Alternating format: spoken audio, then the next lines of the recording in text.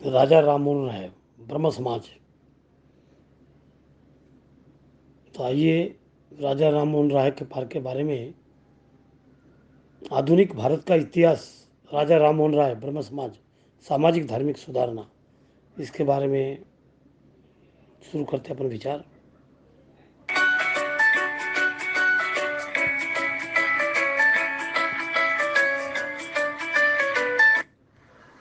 नमस्कार दोस्तों, स्वागत है हमारे YouTube चैनल में। और आज हमने जो टॉपिक लिया है, टॉपिक भारत में सामाजिक और धार्मिक सुधार। तो बहुत ही जल्दी हम लोग इस टॉपिक को अच्छे से कवर करेंगे। पूरे पेशेंस के साथ बैठे रहिए, टाइट होकर के। और देखिए यार जी, अभी जो आपके सामने स्क्रीन में प्रश्न आ रहे हैं, जरा एक बार मैं थोड़ा सा चेक करना चाह रहा हूँ कि आप अपनी कितने एक्टिव है। ये जो क्वेश्चन आपके सामने स्क्रीन में दिख रहे हैं, ध्यान से देखिए। यदि आपको आंसर पता है, कमेंट बॉक्स में तुरंत रिप्लाई करें। और इसके जितने भी रिलेटेड फैक्ट हैं आगे पूरे वीडियो में आपको मिलेंगे। तो बहुत देर न करते हुए हम आगे शुरू करते हैं। ध्यान से देखिए और पूरा वीडियो देखिएगा लास्ट तक। आइए शुरू करते हैं। और ये जो स्क्रीन में आपके फोटो दिख रहा है, पहचानिए कौन से महापुरुष हैं, राजा कौन राममोहन है ये राय। व्यक्ति जिसके बारे में हम अभी पढ़ने वाले हैं। तो ये है हमारे पहले जो समाज सुधारक हैं, राजा राम मोहन राय। ये जो राजा राम मोहन राय थे, ये कलकत्ता के राधा नगर में जन्मे हुए थे। 1772 में इनका जन्म हुआ था। और ये जो थे बचपन से ही बड़े बुद्धिमान थे, क्योंकि एक समृद्ध परिवार में पले थे। तो वहां से उन्होंने बहुत सारी भाषाएं इनको परिवार से सीखने मिली, या अलग अलग जगह पे जब ये प्रवास के दौरान गए, दूसरे देशों में भी गए, तो इन्होंने बंगाली सीखी, फारसी सीखी, अरबी, दूसरी भाषाएं भी सीखी। और साथ साथ इनके साथ में एक अच्छी चीज और जुड़ी थी कि इन्होंने हर धर्म के संबंध में थोड़ी थोड़ी बातें अपने आप में सीखना शुरू कर दिया था। तो वो हिंदू धर्म, बौद्ध धर्म और मुस्लिम धर्म, जैन, ईसाई, सब धर्मों का जब इन्होंने अध्ययन किया, और अध्ययन करने के बाद जो निष्कर्ष निकाला, वो निष्कर्ष पूरे इनके जीवन में दिखता है। और वो किस तरीके से दिखता है आप देखेंगे कि इन्होंने ऐसे काम किए कि इनको पुनर्जागरण का अग्रदूत बोला जाता है भारत में। ध्यान रखना, पुनर्जागरण का अग्रदूत। तो पुनर्जागरण किस चीज का होगा? जागरण का मतलब होता है जागना, किसी विचार के लिए जागना, किसी सिद्धांत के लिए जागना, समाज के लिए जागना। तो इन्होंने समाज को पुनर्जागृत किया था, इसलिए इनको पुनर्जागरण का गुरुदूत बोलते हैं। और दूसरा पॉइंट है आधुनिक भारत का जनक। यानी भारत जो मुगलों की गुलामी से प्रताड़ित होकर के, या अंग्रेजों की गुलामी से परेशान होकर के जिस प्रकार से जी रहा था, उसमें एक नई संजीवनी डाल दी। कैसे डाली? शिक्षा के द्वारा। समाज में जो कुरीतियां चल रही थी, उन कुरीतियों का निराकरण करने के द्वारा, इस माध्यम से उन्होंने ये सारे कार्य किए। तो इनकी घटनाएं जीवन की बहुत महत्वपूर्ण हो जाती हैं, इस वजह से इनको आधुनिक भारत का जनक कहता है। 1803 में सबसे पहले इन्होंने क्या किया था? एकेश्वरवाद के समर्थन में फारसी भाषा में तूफात उल मुवाहिदीन, ये एक किताब है। ये जो फारसी भाषा में लिखी थी, इसको बोला जाता है अ गिफ्ट टू मोनोथीज्म, यानी एकेश्वरवादियों को उपहार। ये प्रश्न कई बार सीधा सीधा एग्जाम में आता है कि एकेश्वरवादियों को उपहार, ये रचना किसकी है? तो करेक्ट आंसर आएगा राजा राममोहन राय। तो ये एकेश्वरवाद है क्या? तो एकेश्वरवाद का सिद्धांत ये कहता है, दुनिया में जितने भी प्रकार के धर्म हैं, उन धर्म से ऊपर एक विशेष प्रकार का ईश्वर है, जिसको हम बोलते हैं इन सबका गॉड एक। जैसे साईं बाबा आपने सुना ही होगा, वो क्या देते हैं? सबका मालिक एक। तो सबका मालिक एक, यानी मेरा धर्म, आपका धर्म, इसका धर्म, उसका धर्म, हम सबका धर्म जो भी अलग अलग हो, लेकिन उस सबका मालिक कौन है? एक है। और उसी को बोला उन्होंने एकेश्वरवाद। एकेश्वरवाद का जो मतलब यहां पर इन्होंने दिया है, वो ये कहा है कि एक ही ईश्वर है, उसके अलावा कोई अन्य नहीं है। इनके इस सिद्धांत को बहुत ज्यादा प्रसिद्धि मिली, और प्रसिद्धि मिलने के बाद ये दुनिया में फेमस हुए, काफी प्रसिद्ध हुए। आगे इन्होंने क्या किया? जॉब भी किया, काम किया, यानी ये दीवान बने थे। कहां पर बने थे? ईस्ट इंडिया कंपनी जो उस समय अंग्रेजों की थी, ईस्ट इंडिया कंपनी में ये रंगपुर जिले के दीवान थे। रंगपुर जिला बंगाल में था, वहां पे दीवान थे। फिर इन्होंने और अपने जीवन इनका बढ़ा, तो 1815 में इन्होंने क्या किया? एक किताब लिखी जिसका नाम था वेदांत सार, या वेदांत भी कई जगह मिलता है। तो ये किताब इन्होंने प्रकाशित की, और इस किताब के कारण क्या हुआ? उनकी आलोचना हुई। क्यों हुई? क्योंकि इन्होंने क्या किया था? एक तरफ ये कह रहे थे कि ईश्वर एक है, लेकिन दूसरी तरफ उन्होंने जब वेदांत की फिलोसॉफी लिखी, तो इन्होंने क्या किया? ईश्वरवाद को प्रमोट किया। कई इसमें क्रिटिक्स जो होते हैं, इनकी आलोचना करते हैं। और दूसरा क्या काम किया इन्होंने? राजा राममोहन राय थे, इन्होंने, मैंने जैसे बताया कि आपको, बहुत सारे अंधविश्वास, बहुविवाह प्रथा वो जो उस समय चल रही थी, एक ही राजा कई सारी पत्नियां रख रहा है, एक ही व्यक्ति कई सारी स्त्रियों के साथ विवाह कर रहा है, तो ऐसी बहुविवाह प्रथा, जाति प्रथा, यानी मैं इसी जाति का हूं, वो उस जाति का है, ऐसे अलग अलग जातियों के साथ हम बटे हुए थे।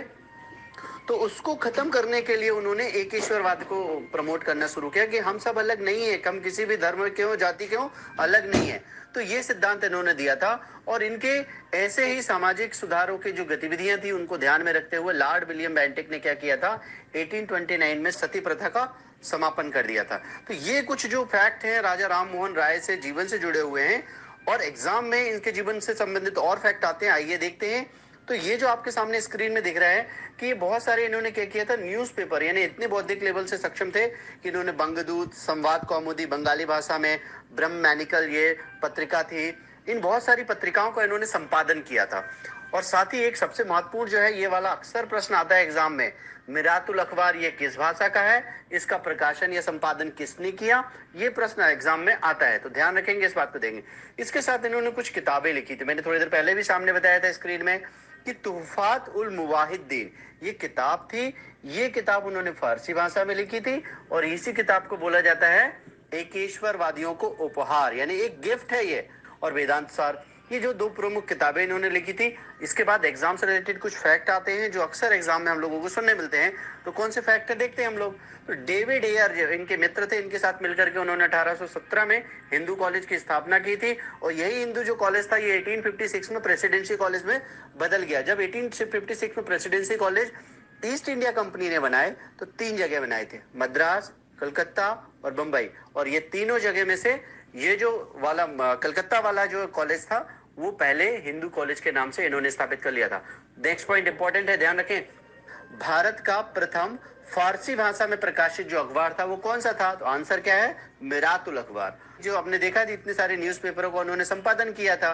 तो इस काम के कारण उनको बोला जाता है बंगाली गद्य का पिता, यानी जो बंगाली लिटरेचर लिखे थे इन्होंने, उनका फादर कहा जाता है इसको। कि इन्होंने 1815 में आत्मीय सभा बनाई थी। आत्मीय सभा ये कहती थी कि हम सबका ईश्वर एक है, हम सबका ईश्वर एक है। और एक और प्रमुख तथ्य इनके जीवन से संबंधित जो है वो ये है कि ये ब्रिटिश संसद में, जो ब्रिटेन में संसद है, उस संसद में जा करके भारतीय मामलों पर परामर्श देने वाले पहले भारतीय थे।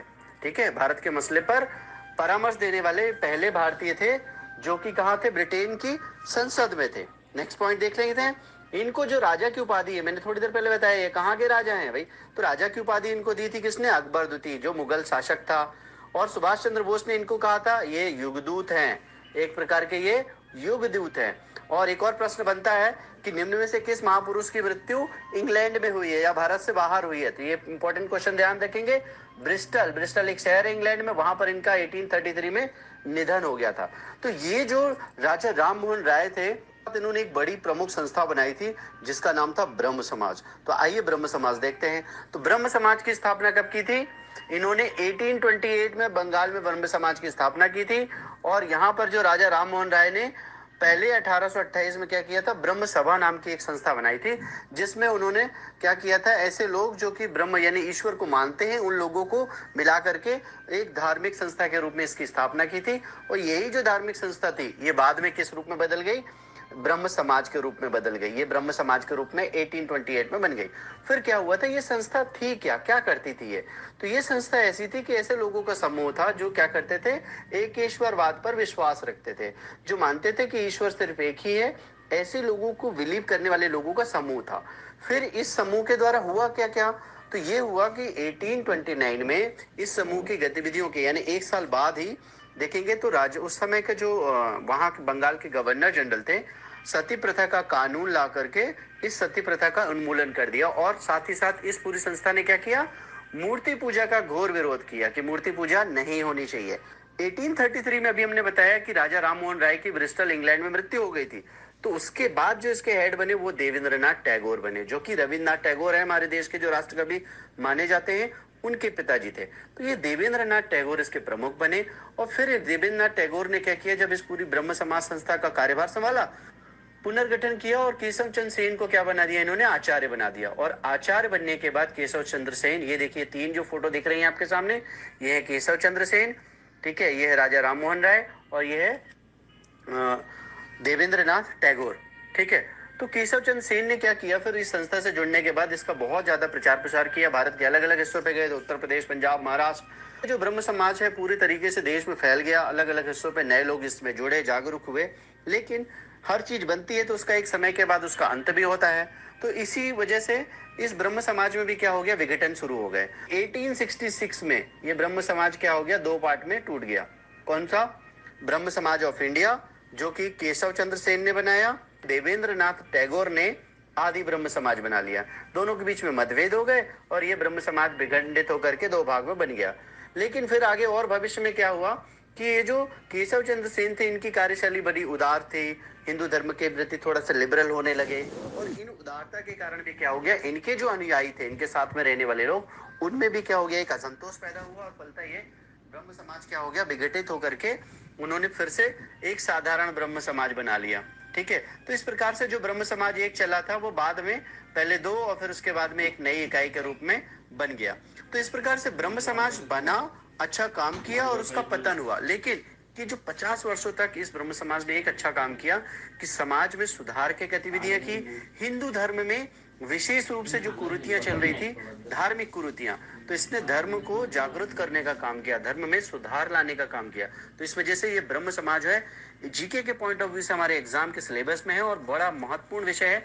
इसकी स्थापना कब हुई? 1928 में। मैंने शुरू में कुछ प्रश्न पूछे थे, आप तुरंत उनके आंसर ध्यान रखें और एग्जामों में ये इससे रिलेटेड प्रश्न पूछे जाते हैं और आई होप कि आपको ये बनेंगे अब क्वेश्चन।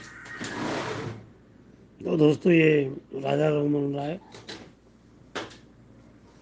राजा राम मोहन राय ने जो ब्रह्म समाज बनाया, रविन्द्रनाथ टैगोर के पिताजी उसमें थे। और मैंने चार्ट दिया हूँ कहाँ कहाँ बनाया, कैसे बनाया।